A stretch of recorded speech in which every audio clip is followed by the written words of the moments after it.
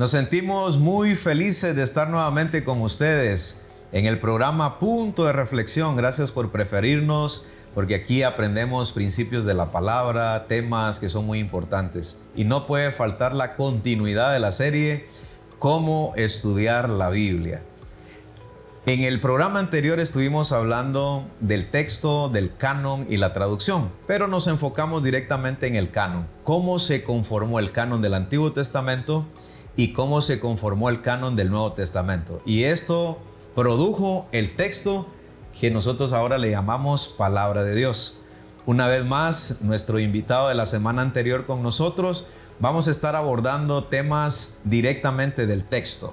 Vamos a hablar algunas críticas, algunas cosas relevantes que en la Biblia los tenemos y algunos dirán no lo entiendo, no lo comprendo, pero nuestro objetivo es que a partir de estos programas de la serie usted se anime de manera personal y con la ayuda del Espíritu Santo, que es el autor de la Biblia, que inspiró a 40 hombres en un lapso de 1500 años aproximadamente, que usted se compenetre a estudiar la palabra de Dios y sea alimentado por ella para crecimiento espiritual y una forma de vida acorde a la voluntad de Dios. Bienvenidos. Punto de reflexión. Un tiempo de diálogo ameno con expertos bíblicos, hablando sobre temas actuales y aplicaciones prácticas, con el presentador Marvin Coronado.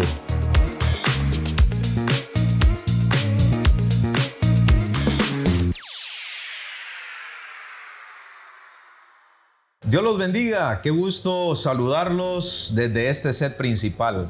Un fuerte abrazo. Ya con nosotros el pastor Eric Ramos, maestro del Seminario Teológico Amigos Berea y también pastor del Colegio Evangélico Mixto Amigos. Pastor, qué bueno tenerte otra vez más para darle continuidad al tema, el texto, el canon y la traducción como parte de la serie Cómo estudiar la Biblia. Bienvenido. Sol, gracias por la invitación. Estamos una vez más aquí reunidos para seguir dialogando sobre el tema, el texto, el canon y la traducción. Bueno, en el programa anterior estuvimos hablando acerca de cómo se conformó la Biblia y esto nos trajo el texto puro, que es la palabra de Dios. Sí, como dialogábamos en la ocasión anterior. Ajá. Las reuniones, las disertaciones, las discusiones sobre qué libros eran inspirados o no, el canon que se estableció, dio origen al texto sagrado. Y el texto sagrado como tal tiene cualidades que es importante que las conozcamos. Por ejemplo, vamos a comenzar con esta cuestión bien interesante. ¿Hay números? Sí, correcto. Chiquititos y algunos grandes, que nosotros los grandes les llamamos capítulos y los pequeñitos les llamamos versículos para ubicar el texto. Vuelvo a decirlo porque esto es importante. El canon trajo como resultado este texto que tenemos y que gracias a Dios lo conforman 66 libros sagrados y a eso le llamamos Biblia o Palabra de Dios. Pero por ejemplo esos números, los títulos, por ejemplo Génesis, Éxodo, Levítico, Números, Deuteronomio, si podemos hablar de todos los libros, realmente no aparecen en el texto original. Sí, es correcto, no aparecen en el texto original. Y es que las cartas paulinas, por ejemplo, son uno de los documentos que está dentro del texto sagrado. Las cartas paulinas, Pablo no escribía capítulo 1, les voy a hablar del pecado en Romanos, ¿va? Del pecado del hombre. Sí, no. Pablo escribía una carta. Como todos nosotros hemos escrito una carta. Correcto. Obviamente dentro de Pablo existía un orden de pensamiento. Tenía definidas sus ideas principales. Correcto. Cómo iba a argumentar lo que estaba escribiendo. Era intencional. Era intencional. Sin embargo, no existió dentro del texto original una nomenclatura para poder clasificarlo. La división por capítulos surgió ya muy adelante, ya acercándose a nuestros días, no tan reciente, ¿verdad? Pero sí en los primeros siglos del cristianismo.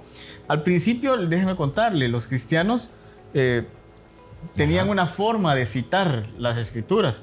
Los judíos también. Por ejemplo, nuestro Señor Jesucristo, para decir aquel momento en el que Dios llama a Moisés en la zarza, eso sucede en Mateo 12:26, ¿verdad?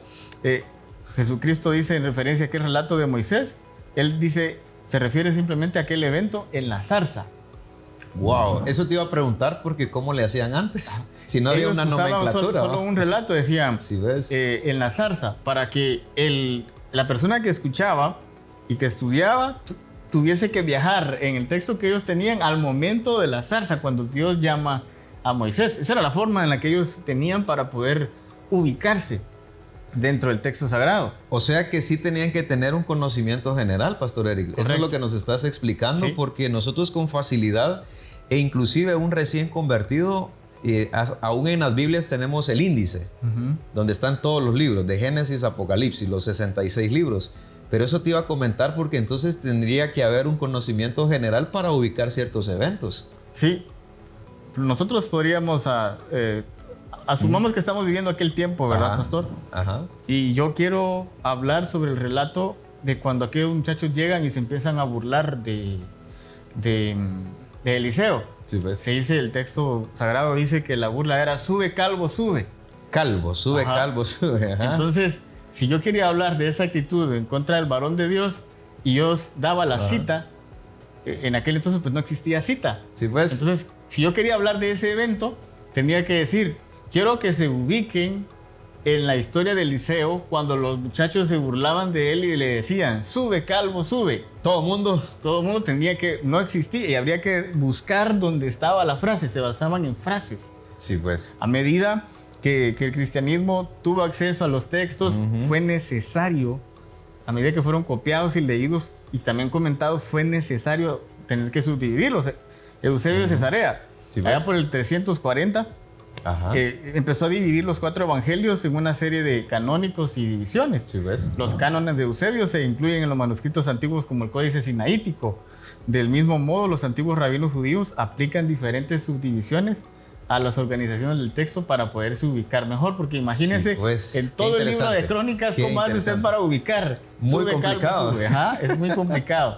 Ahora, nuestra división actual fue añadida al Antiguo Testamento por un arzobispo de Canterbury, una ciudad en Europa, ¿verdad? Se llamaba Stephen Langton.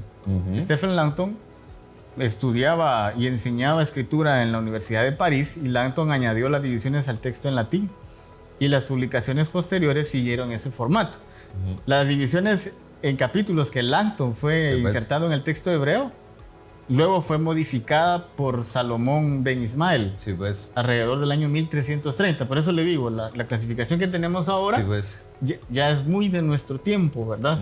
Entonces, Stephen Langton, para poder ubicarse en el texto del Antiguo Testamento, fue colocando los capítulos a consideración personal. No existía una mala intención en él. Primero serían entonces divisiones. Sí.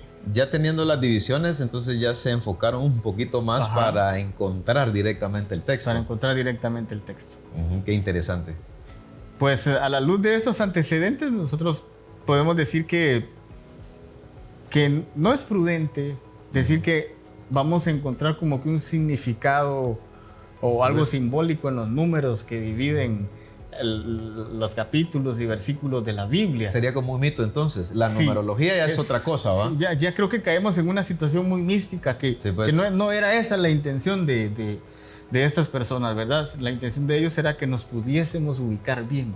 En forma didáctica. De manera didáctica, correcto. Para encontrar con mayor precisión, mayor orden, el texto que en algún momento creo que era más público, ¿verdad, Pastor Eric? Correcto. Porque de manera personal, pues alguien podría agarrar cualquier texto cuando no había esa estructura ni esos números que identificaban una estructura o una nomenclatura. Pero me imagino que era a nivel general donde se complicaba más el asunto, porque yo personalmente podría tomar un texto, leerlo, enriquecerme, pero ¿cómo ubicar a la gente que queríamos exponer este texto, verdad? Ahí era lo complicado. Y cómo ahora, Pastor Eric, tenemos que valorar. Es que este sería un punto de reflexión, mira, Pastor Eric. Reflexionar de que muchos hombres se tomaron el tiempo, horas y horas para traernos en forma didáctica una estructura más fácil de ubicarnos y de acceso a leerla, pues. Sí, también cabe mencionar algo.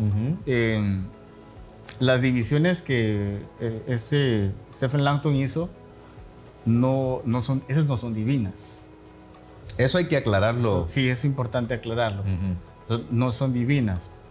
La intención de él era poder dividir y clasificar bien el texto a manera de que sea más didáctico y más fácil de poder ubicar la porción o el texto bíblico que yo quiero analizar o estudiar o leer. Correcto. Imagínese usted, si a veces cuando predicamos y enseñamos en la iglesia, decimos, vamos al primer libro de Crónicas, y los hermanos, cuando no están muy bien relacionados con la Biblia... Yo me acuerdo de recién convertidos, me costaba encontrarlo. Les cuesta encontrarlo. Ahora imagínense si yo les digo, hermanos, busquemos Sube, Calvo, Sube. ¡Wow! ¿Qué hora lo van a encontrar? No se va a dar. Entonces... Muy complicado. Esa era la intención de Langton. Exactamente. Poder tener un texto ubicado. Sin embargo, los nuevos avances y los estudios lingüísticos e interpretativos nos han ayudado a entender que Langton no fue intencional, pero habían porciones bíblicas que fueron ubicadas y que no estaban bien establecidas. Por ejemplo, nosotros cuando leemos la Biblia, leemos libros como Corintios, sabemos que el capítulo 10 de Corintios no termina en donde tiene Langton establecido que termina, sino que termina unos versículos adentro del capítulo 11 y uno dice, el capítulo 11 debería haber terminado, perdón, el capítulo 11 debería haber iniciado en el 11 tanto y no en el que está establecido.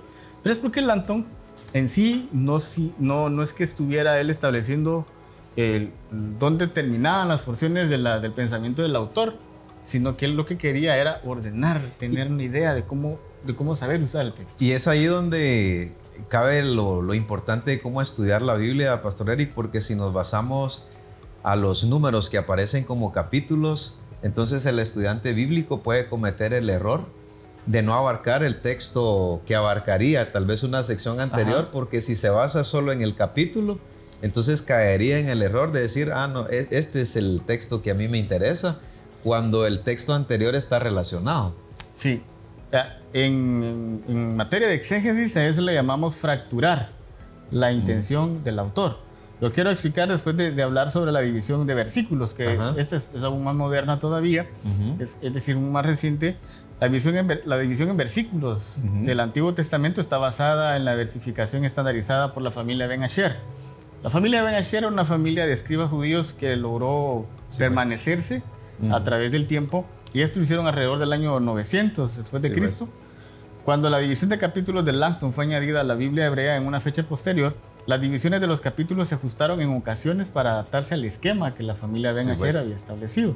Esto explica que a veces hay pequeñas diferencias entre los números, capítulos y versículos de la Biblia. Ahora, la división por versículos se dio en 1551, fíjese, pastor. 1551. Y fue hecha por un impresor que vivía en París.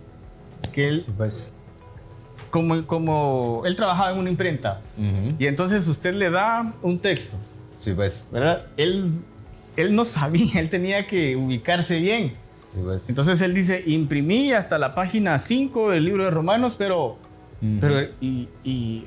a veces el capítulo no estaba terminado y él se le complicaba demasiado saber de dónde, en qué parte, si a mitad o un cuarto del capítulo terminó. Entonces él lo estableció, le agregó los numeritos a los versos. Sí, porque era más preciso a la hora de la impresión.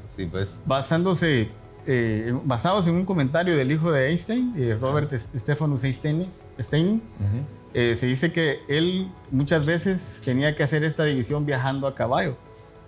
Y cuando a veces el caballo saltaba, entonces él escribía 24 y saltaba el caballo, y a veces caía hasta el 26 y se pasaba lo que uno entiende ahora, que se saltaba 3 versos. Ya, se dio por esa situación. Lo más probable es que la intención del hijo de Stein fue decir que su padre dividió el texto mientras descansaba o trabajaba por largos tiempos. Pero qué interesante esta historia que nos estás dando, Pastor Eric, porque el punto de reflexión aquí sería, valoremos, porque esta nomenclatura, aunque se dio en diferentes contextos, ¿verdad? Tanto los capítulos como los versículos, ahora para nosotros nos ayuda a ubicar mejor el texto sagrado. Correcto. Producto del canon, de los análisis que se hicieron tanto en la época del Antiguo Testamento como Nuevo Testamento. No improvisaron, no fue así de 1 año, 2 años, fueron 1500 años, 40 hombres en diferentes contextos, cultura, familia, y que finalmente Dios los usó para conformar este texto que ahora estamos ahondando porque hay capítulos y versículos. Correcto. Quédese con nosotros porque vamos a darle continuidad a estudiar esta parte importante del texto para que usted comprenda cómo a través de la historia nos facilitaron ahora una lectura y precisamente una ubicación en lo que ahora nosotros los pastores, ¿verdad?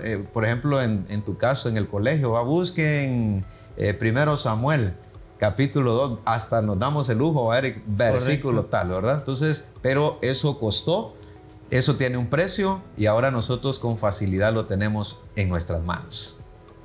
Difundimos la verdad de Cristo. Amigos TV.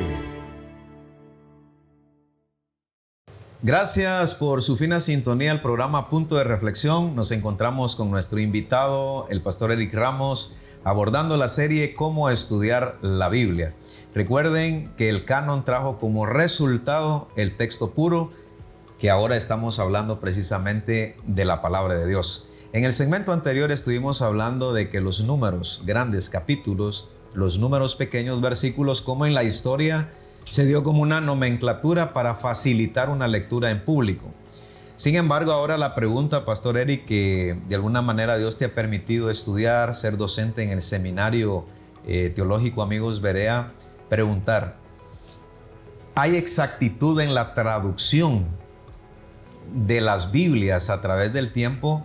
Porque alguien puede decir, bueno, ¿será que mi Biblia, las sociedades bíblicas, verdad, en la actualidad, que es una institución que Dios ha levantado para promover la Biblia, para analizar todo lo relacionado a la Escritura, uno dice, bueno, ¿será que la Biblia que tenemos en la actualidad tiene una certeza verídica si las traducciones a través del tiempo, de esos analistas, verdad, y quienes conformaron parte de ese análisis, ¿será que lo hicieron con exactitud? Y comencemos con el Antiguo Testamento, esta realidad histórica, Pastor Eric, y luego vamos a hablar de los escritos del Nuevo Testamento como el texto que estamos ahora abordando. Muy bien, gracias, Pastor. Vamos a seguir platicando al respecto. Primero definimos qué era, en programas pasados, ¿verdad? Definimos qué era el canon. El canon. El canon ya nos dio un texto. Un texto bíblico. El texto bíblico. En la historia pues hubieron hombres que trataron de organizarlo para que fuera más didáctico el uso, pero el texto tanto del Antiguo como del Nuevo Testamento es una historia maravillosa. Y Dios ha estado detrás de todo este proceso de escrituración y de transcripturación.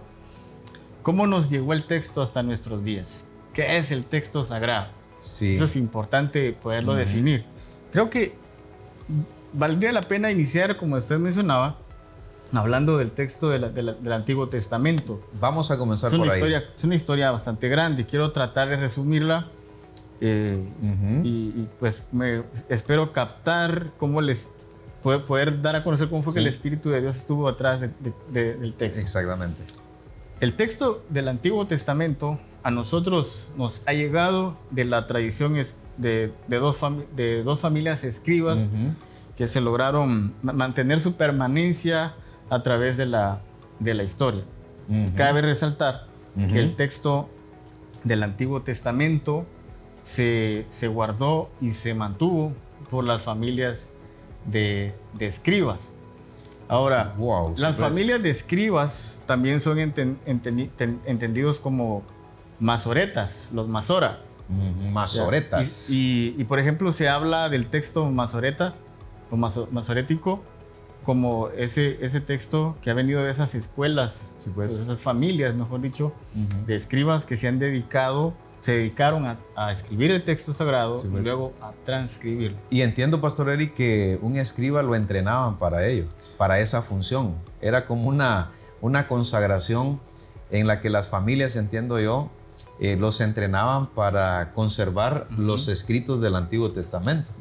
Para ahondar más este concepto, habría que viajar al tiempo de Esdras. Que de Esdras se sabe que es el primer, no sería el primer escriba, pero en la función de escriba es reconocido porque incluso Jerjes, el rey que estaba, el emperador en medio de Persia, dice que le da una orden a Esdras, escriba versado. en los mandamientos de la ley. Entonces, las familias de escribas surgen en ese tiempo, ¿verdad? Y se fueron manteniendo, porque, vea, yo era descendiente de un escriba. Sí, pues. Mi papá tenía una herencia, el texto sagrado, que a él se lo dejó el papá. Y toda mi vida... Era un tesoro. Toda mi vida, ajá, esa era mi herencia. Toda mi vida tenía que estar centrada en el texto. Me preparaba, estudiaba, conocía la lengua hebrea, tenía una caligrafía perfecta, sí, porque pues, toda mi vida tenía que girar en orden al texto. Y aquí, Pastor Eric, entiendo también que no es que escribieran a cada rato, digamos, el texto del Antiguo Testamento, sino entiendo que hay un punto, lo que mencionabas, ¿verdad? Que le dejaban como una herencia, pero ¿en qué momento ellos escribían una copia? Porque estamos hablando de las traducciones, que si hubo una cuestión que tergiversó el texto original, porque esta parte es importante de cómo ellos escribían o transcribían otra vez el texto original. Vamos a tener un punto de partida. Los documentos que Esdras recopiló y estableció. Muy bien. Se tuvieron estos documentos y estos documentos por el uso y el manejo sufrieron un desgaste. Correcto. Cuando los documentos se desgastaban y los rollos, porque eran rollos, sí, se dañaban, entraban los escribas. Los expertos en la materia. Ellos eran expertos primero tenían una caligrafía perfecta. Segundo, su vida misma había sido de formación, sí, ves, para transcribir. Entonces, tomaban aquel texto que ya estaba deteriorado, lo colocaban y empezaban a transcribir. Tenían ciertos métodos para ir depurando los errores y los problemas de transcripción que podían darse. Por ejemplo, ellos contaban todas las letras, la cantidad de letras, y tenían una sumatoria que se anotaba en una parte del texto, y que al momento de transcribir, el escriba venía y hacía otra vez el conteo para ver cuántas letras tenía. Si por ejemplo, asumamos que al final de una página habían 1500 letras y en la transcripción habían 1501 letras, para que fuese un error muy fuerte, tendrían que ser más, pero solo es un ejemplo hipotético. Que se le ha pasado una más. Entonces, lo que quiero decir es que si se daba un error, tenían que sumar más letras, ¿verdad? No únicamente una más. Correcto. El hecho es que si sucedía una más, ese texto tenía una anotación especial donde se daba a conocer que tenía un problema, o sea, se había dado la adición de una letra más, y no era desechado, era guardado, sí, pues, porque para ellos el texto era sagrado. Lo respetaban demasiado y lo volvían a escribir. Pero qué increíble la manera del método, o sea, qué manera de proteger las traducciones, o sea, qué manera de proteger esa copia de Esdras, que es el punto de partida, que lo consideraban como verso en ello. Y la otra cuestión, entiendo también, Pastor Eric, es que también cuando ellos anotaban el nombre de Dios, habían ciertos rituales, de que se lavaban las manos, habían varios rituales. Existían varios rituales. Al momento de llegar al nombre de Dios, que para eso ellos establecieron un tetragramatón. Tetragramatón. Porque para ellos pronunciar el nombre de Dios, el mandamiento, no tomarás el nombre de Dios en vano, era muy serio y muy respetado. Entonces, a la hora de llegar a esa parte, ellos venían y tenían una pluma especial para eso, un lápiz especial para eso, tenían una vestimenta especial para eso. Antes de llegar allí, se retiraban, se bañaban, se limpiaban, tenían eso, un rito de purificación, se ponían una ropa especial solo para escribir el nombre de Dios. Se escribía el nombre de Dios y luego era otro ritual para cambiarse esas vestimentas, ponerse otras vestimentas y seguir. Qué interesante. O sea, esa observancia y esa forma tan estricta de transcribir el texto sagrado hizo que tengamos un texto del Antiguo Testamento muy fiel. Exacto. Idéntico, sí, pues, a los primeros autógrafos, a los primeros manuscritos. Porque ese método que utilizaban no les daba el margen de error. Porque si ellos contaban las letras o las palabras, tenían que coincidir a la hora de finalizar el nuevo manuscrito. Correcto. O sea, no había pierde. Y los rituales que se daban como parte ya de ese respeto que le tenían a Dios. En pocas palabras, Eric, antes de irnos al corte, el Antiguo Testamento, el canon del Antiguo Testamento, cuando se transcribía, o los copistas, ¿verdad? Los escribanos, se tomaban ese tiempo para hacerlo nuevamente, nunca se perdió entonces la traducción o el sentido original. No, Dios estaba presente, ¿verdad? Segundo, ellos fueron muy estrictos en poder entrenados en ello, versados. Correcto. Que el texto era una herencia. Para ellos eso era una herencia y lo tenían que cuidar. Y eso hizo que hoy tengamos un texto del Antiguo Testamento totalmente fiel. Damos gracias a Dios por ello. Notan ustedes cómo la historia nos está recordando a través del pastor Eric, que ha sido maestro en cuestiones de interpretación bíblica, que nos cae muy bien porque la serie la hemos titulado Cómo estudiar la Biblia.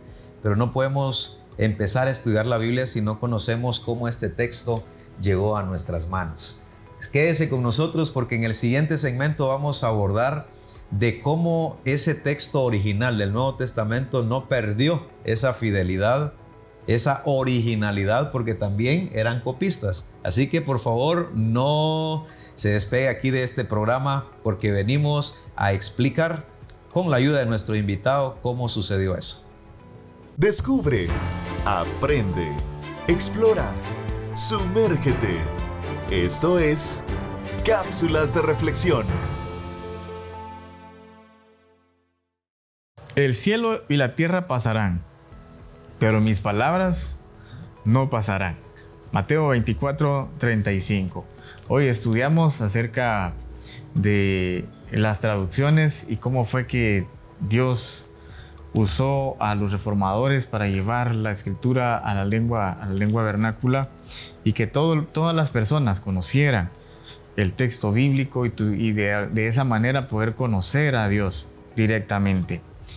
Bueno, nuestro Señor Jesucristo aquí afirma, en medio de un discurso escatológico, Mateo capítulo 24 es un pasaje donde se incluye las descripciones de lo que habría de suceder antes del tiempo del fin, o las señales del fin, mejor dicho.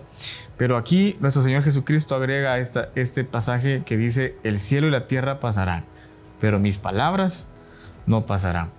Únicamente este pasaje no podríamos decir que solo trata acerca de temas apocalípticos, sino que su palabra ha permanecido. Y hoy hemos estudiado cómo su palabra se ha dado a conocer, cómo su palabra se ha manifestado y cómo actualmente ha llegado las escrituras sagradas, cómo han llegado con el mensaje de Dios a muchas naciones. Desde el trabajo de los reformadores hasta las versiones contemporáneas y las traducciones actuales a los idiomas de las distintas etnias de todo el mundo, podemos decir que el cielo y la tierra podrán pasar, pero la palabra de Dios no pasará, permanecerá, porque es su palabra y Dios ha respaldado y seguirá respaldando su palabra. Descubre, aprende, explora, sumérgete. Esto fue Cápsulas de Reflexión. Dios los bendiga una vez más. Estamos de regreso en el programa Punto de Reflexión y vean ustedes con una tacita de café, degustándolo con el pastor Eric. Gracias a Rebeca y el equipo de los muchachos que hacen posible estos programas con nitidez. Gracias muchachos, gracias por bendecirnos. Estamos abordando el tema, el texto, el canon y la traducción, aquí con el pastor Eric Ramos que me acompaña. En el segmento anterior estuvimos hablando acerca de que los escribas o los escribanos cumplieron una función muy importante, consagrados para ello. Cuando el texto se deterioraba, la misión de ellos a través de métodos fidedignos, ellos no traducían, sino más bien copiaban otra vez el texto original para conservarlo a través del tiempo. Pero con relación al Nuevo Testamento es diferente el idioma, porque el Antiguo Testamento hebreo y parte de arameo también, que en su momento lo vamos a explicar si nos queda tiempo, pero el Nuevo Testamento fue escrito en griego, en koiné. ¿Cómo fue la parte del texto del Nuevo Testamento que se conservó a través del tiempo y que lo tenemos ahora en nuestras propias manos? Podemos iniciar diciendo que el texto del Nuevo Testamento no surgió como los libros del Antiguo, que ya explicamos cómo fue que surgió el canon, ¿verdad? Y eso nos dio el texto. Los manuscritos del Nuevo Testamento iniciaron en rollos de papiro.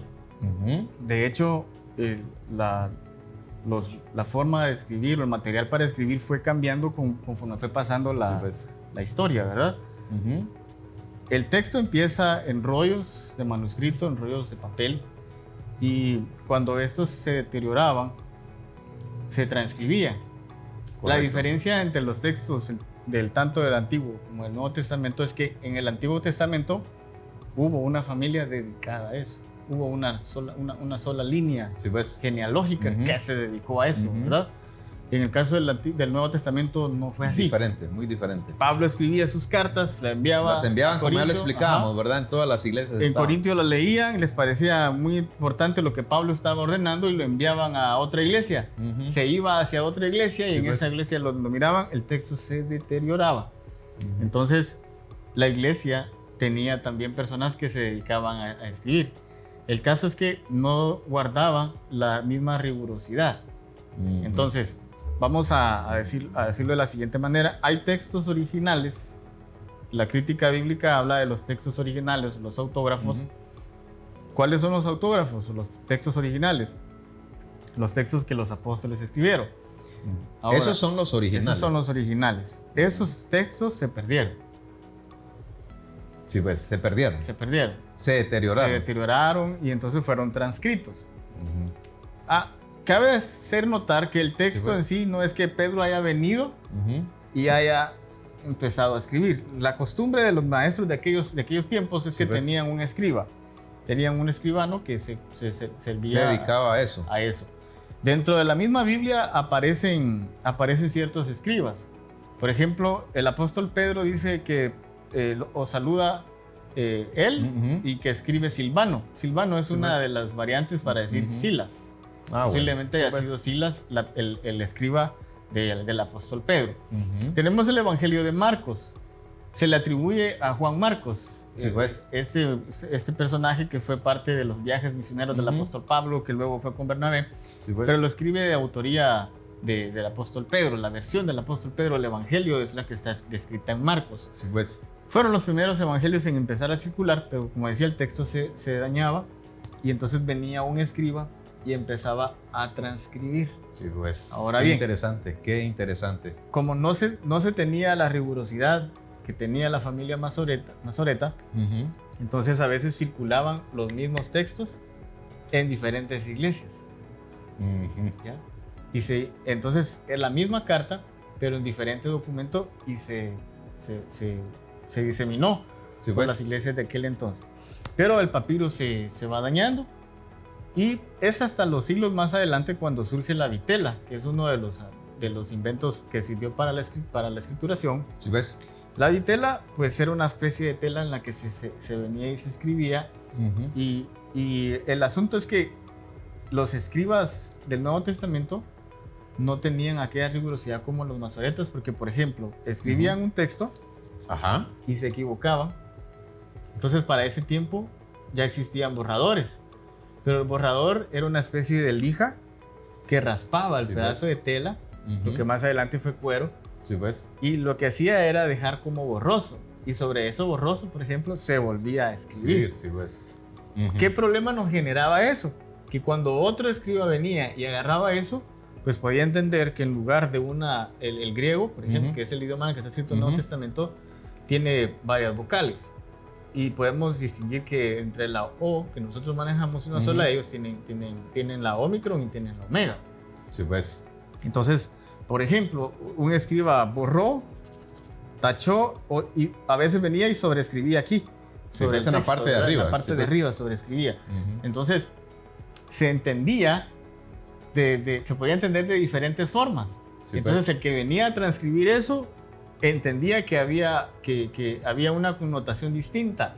Y entonces allí surgen lo que se llaman variantes, variaciones del texto del Nuevo Testamento. Con relación a esto que estás contando, porque es histórico, esto es bien importante notarlo, cómo es que los originales, en este caso del Nuevo Testamento, se fueron transcribiendo. Y dijiste una palabra bien importante, variante. Eso significa que el sentido del contenido de lo que Dios quería decirle a su iglesia, a su pueblo, no pierde el sentido con esas variantes, que sería la pregunta que quizás se generaría en la audiencia. Sí, las variantes se conocen de la siguiente manera. Hay variantes que generan adiciones y generan omisiones. La verdad es que no cambia el sentido del autor sagrado. No cambia. Son variantes. Algunos críticos de la Biblia que se van a un extremo dicen, es que eso es un error, pero la ciencia bíblica no lo determina como un error, sino que lo clasifica como variaciones. Una variación. Entonces, hay adiciones y hay omisiones. ¿Cómo sabemos cuando es una adición y cómo sabemos cuando es una adición? Pues tendríamos que platicar al respecto, ¿verdad? Pero sucedía eso, pastor. Sí, pues. Ahora, Eric, hablando acerca de ello, también entiendo que en el tiempo se encontraron algunos códices, porque hablando de variantes, también esto quiero sumar otra palabra que fueron comparaciones de códices o de escritos que en la antigüedad se han encontrado pues a través de los siglos. Hay una palabra de una ciencia que se estudia en teología, que en su momento pues la vas a mencionar, porque son los que se encargan de ir buscando los manuscritos más antiguos. Entonces, con lo que nos estás mencionando es que la forma de transcribir el texto original era muy diferente, como se hacía en el Antiguo Testamento, que era un poquito, el método era como más, ¿cómo podríamos decir? Más ordenado, que posiblemente que los libros del Nuevo Testamento.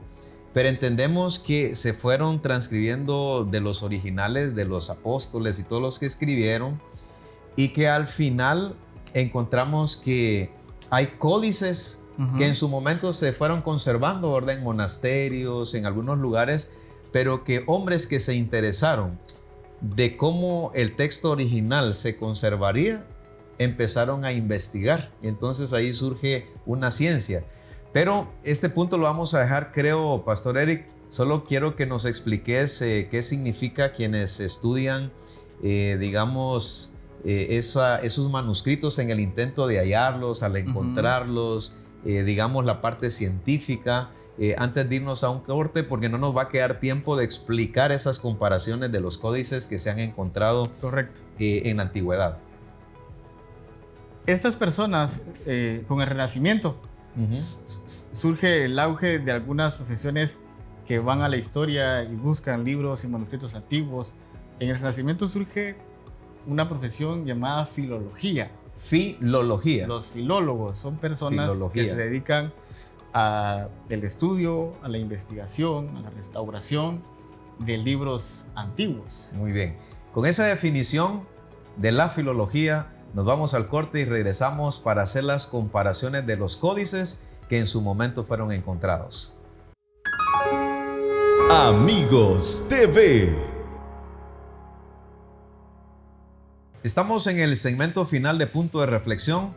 Una vez más el Pastor Eric con nosotros compartiendo estos conocimientos sobre cómo usar o cómo estudiar la Biblia. Y para ello estamos haciendo un análisis general y hoy estamos hablando del texto, del canon y la traducción.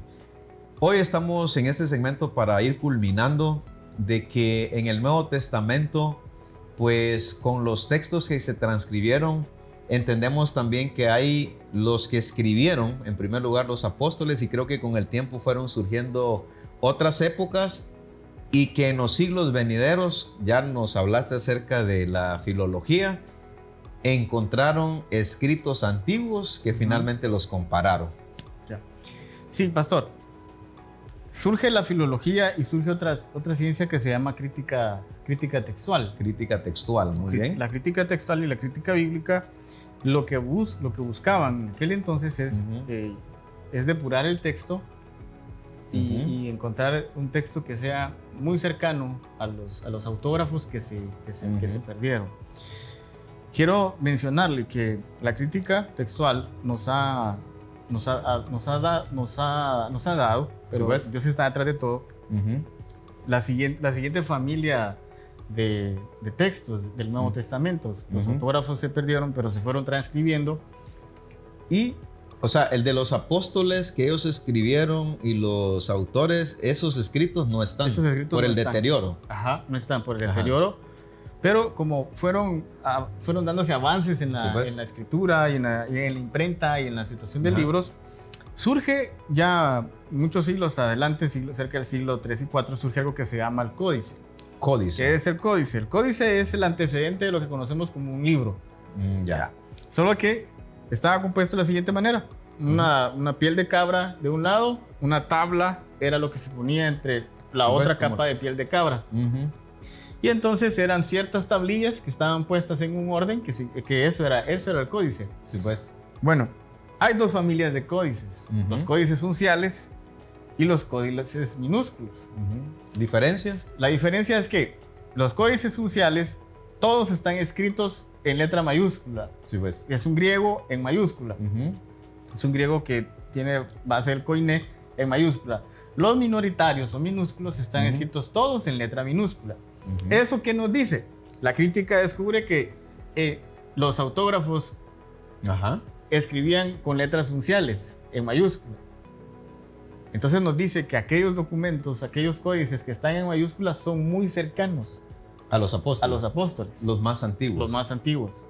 ¿Por qué? Porque en ese tiempo se escribía en mayúsculas. Ahora en minúsculas nos dice que son manuscritos que ya fueron escritos más cerca de nosotros. A eso la crítica le llama manuscritos tardíos, a los manuscritos que están más cerca de nosotros, y manuscritos tempranos, aquellos manuscritos que están más cerca de los autógrafos originales. Y en base a lo que nos estás mencionando, porque la historia así lo describe, aquí viene el códice sinaítico encontrado por un personaje basado en lo que ya nos mencionaste del griego en letras mayúsculas. Los unciales. Hay familias de códices, ¿verdad? Está el códice sinaítico, el códice de Beza, el códice del que vamos a hablar en un momento, el sinaítico, el códice vaticano, y está el códice alejandrino. 5. Son cuatro códices. Muy bien, estos códices, el de Beza pues era Teodoro de Beza, un pensador cristiano que lo tenía como una herencia. Los otros tienen el nombre del lugar en donde fueron encontrados. Muy bien. El códice sinaítico tiene una cualidad muy especial para la iglesia cristiana. Constantin von Tischendorf, un filólogo alemán, creía que él tenía una función puesta de parte de Dios para su vida. Sí, pues. Descendiente de una familia acomodada en Alemania y con muchas posibilidades, hereda los recursos del papá y él decide dedicarse a la investigación de libros antiguos sagrados. Sí, y entonces decide dedicarse a la investigación de libros bíblicos. Para aquel entonces el manuscrito más antiguo, el uncial más antiguo que estaba era el Códice Vaticano. El más antiguo. El más antiguo. Le seguía el Códice Alejandrino. Sí, pues. Pero tenían una diferencia, por así decirlo, de unos 100 años de antigüedad. El Códice Alejandrino se puede sitiar entre el siglo 5 y 6. El Códice Vaticano se sitia entre el 4 y 5. Sí, pues. Y ese era el manuscrito más antiguo que se tenía. Tischendorf entiende que había algo de parte de Dios en él que tenía que cumplir. Entonces toma toda su riqueza, pastor, y le invierte. Se va a investigar, a buscar manuscritos antiguos. Se gasta su fortuna buscando manuscritos antiguos del Nuevo Testamento. Y él tenía evidencia que arrojaba que iba a encontrar un documento que iba a ser muy valioso para la fe. Viaja de nuevo a Alemania, se termina su fortuna, va a buscar el patrocinio de señores importantes en Rusia, y luego viaja con el patrocinio de una persona muy pudiente en Rusia, nuevamente hacia el área del Sinaí, porque fue avisado que había un monasterio que tenía documentos antiguos. Wow. Y Tischendorf decide ir ahí. Se instala, pide un espacio en aquel monasterio y empieza a investigar y a leer. Era un conocedor de los idiomas del Nuevo Testamento, una persona muy educada, muy preparada. Y sucede algo especial. en la historia de él en su diario dice, estuve a punto de abandonar esa función para la cual sentí que Dios me dio. Cuando una tarde está él tratando de tener calor cerca de la fogata, donde estaban los monjes en el monasterio, y cuenta que un monje pone cerca de él una canasta que tenía manuscritos antiguos. Y entonces él le dice, ¿qué llevas ahí? Y el monje le dice que eran manuscritos antiguos y que habían ahí libros que él no conocía y no había leído. Entonces él toma uno de esos manuscritos y se da cuenta que es una de las porciones del Evangelio de Juan. Ajá. Entonces le pregunta de dónde había sacado ese libro y él le dice que son manuscritos que están en la biblioteca. Se va con ese libro a la biblioteca, toma la canasta y empieza a buscar.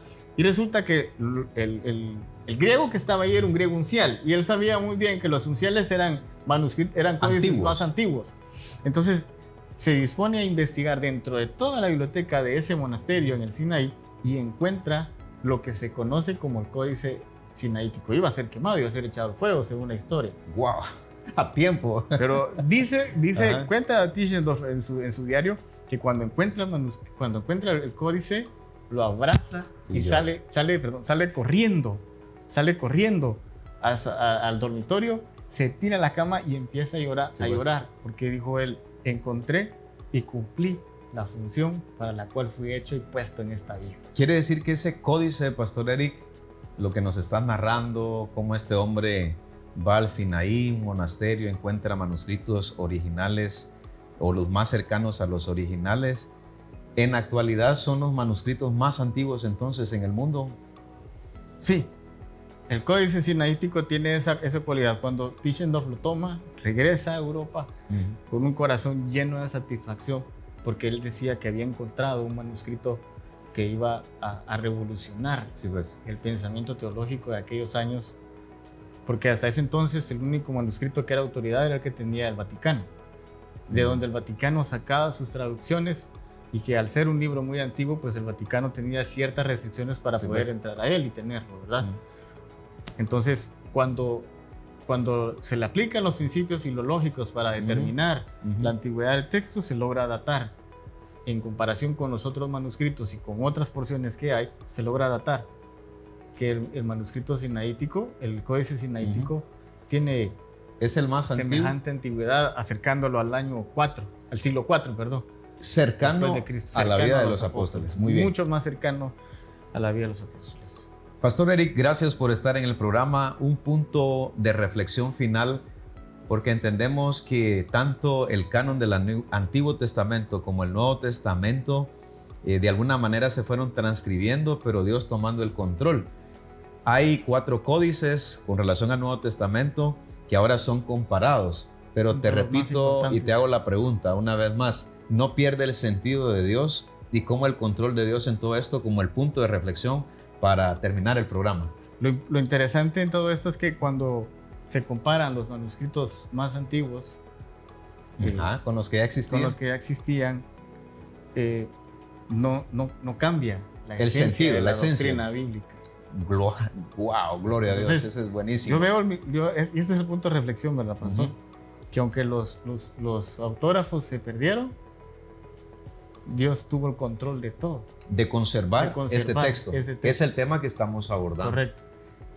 Dios está detrás de todo.